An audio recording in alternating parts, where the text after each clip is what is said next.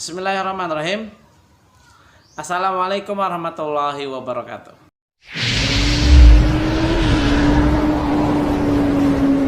Alhamdulillah Rabbil alamin, berjumpa lagi bersama KUU. Untuk kali ini kita akan berkeliling atau bercerita tentang suasana di musim kemarau. Teman-teman, tahu nggak musim kemarau itu apa? Nah, musim kemarau itu adalah musim yang panas tanpa adanya air hujan. Ya, itu namanya musim kemarau. Jadi hujannya tidak turun-turun, tidak datang-datang. Sehingga itu dinamakan musim kemarau. Ya, udaranya terasa panas, tidak sejuk, bahkan ada beberapa tempat yang akan merasakan kekeringan. Pohon-pohon pada layu, terus tanah pada kekeringan, dan banyak lainnya. Bahkan sumur-sumur warga pun, sumur-sumur yang di sekitar kita bahkan ada yang kekeringan, bahkan kesulitan untuk air. Nah, bagaimana teman-teman untuk menyikapi hal ini?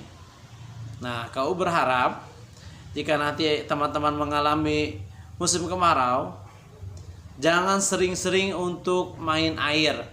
Sebenarnya kita enak untuk main air, seger gitu ya. Tapi alangkah baiknya air itu dimanfaatkan dengan sebaik-baiknya. Oke? Karena airnya itu lebih asik kalau dimanfaatkan untuk benar-benar untuk mandi, ya, terus untuk masak, apalagi untuk nyuci pakaian, mencuci pakaian. Jadi jangan sembarangan dibuat, jangan sembarangan digunakan, ya. Mentang-mentang lagi musim panas, musim kemarau, pengennya mandi, tiba-tiba masuk kamar mandi malah main air. Airnya dibuang-buangin, bahkan kalau sudah sama temennya airnya dilempar-lempar. Nah, itu nggak boleh, mubazir. Karena teman-teman, ada beberapa tempat yang memang membutuhkan air, bahkan sangat sulit air. Jadi di suatu tempat itu, di suatu kampung, ada yang kesulitan air. Dia harus menempuh jarak berkilo-kilometer untuk mendapatkan air. Ya, perlu jalan berkilo-kilometer, beratus-ratus, beribu-ribu langkah untuk mendapatkan air bersih.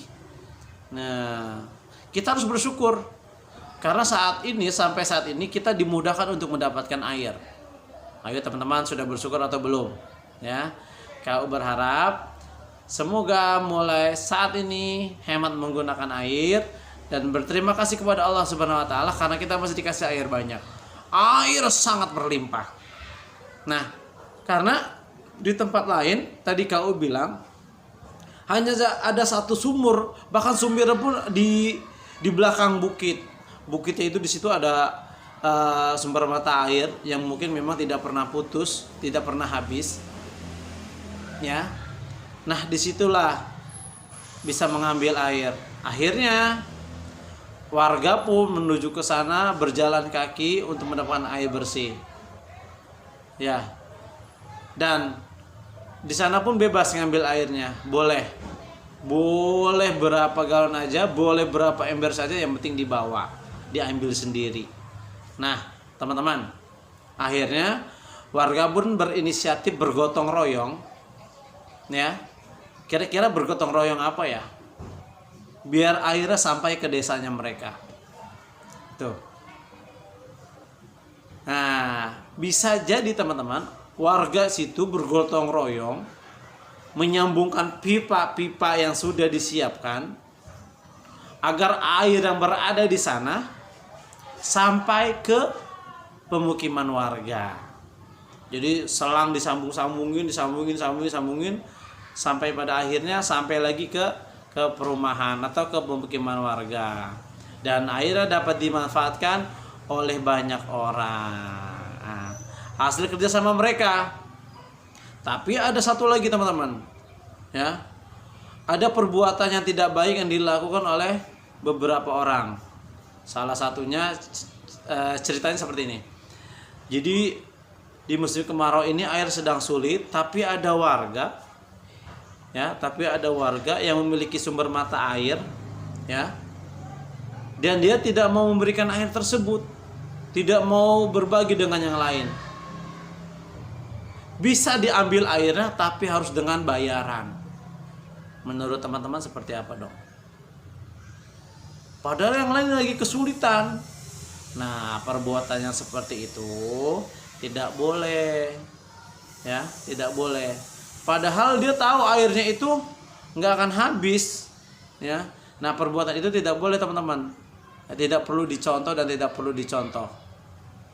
Nah, kalau kita memiliki air banyak, alangkah baiknya kita saling berbagi, membuktikan kalau kita peduli sesama manusia. Insya Allah perbuatannya kita lakukan itu berimbal pahala dari Allah Subhanahu wa Ta'ala. Pahalanya juga nggak kemana-mana, akan tetap datang ke kita teman-teman, ya. Jadi jangan takut untuk tetap berbuat baik, dan jangan pelit sama sesama manusia atau sesama teman. Nah, gitu ya teman-teman ya. Semoga kita semua selalu dalam lindungan Allah Subhanahu wa Ta'ala, dan di sekitar kita selalu diberikan air yang berlimpah, cukup untuk kita. Semoga air itu cukup untuk tanaman, untuk kehidupan kita sehari-hari, untuk perkebunan kita, pertanian kita, bahkan sampai ikan-ikan kita pun tetap enggak kekeringan, tetap hidup.